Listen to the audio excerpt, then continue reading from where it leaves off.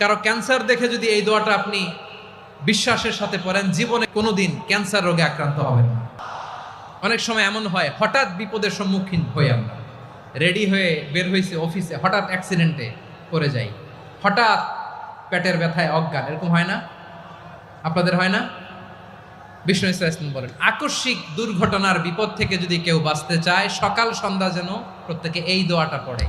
সকালে যদি 3 বার পড়ে, সন্ধ্যা পর্যন্ত হঠাৎ বিপদ থেকে সে রক্ষা পাবে।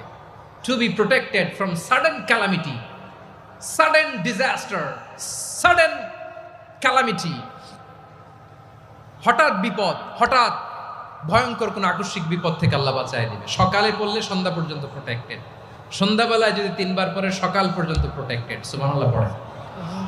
দোয়াটা কি? দোয়াটা হচ্ছে বিসমিল্লাহিল্লাযী লা ইয়াদুররু মা ইসমিহি শাইউন ফিল আরদি ওয়ালা ফিস সামা।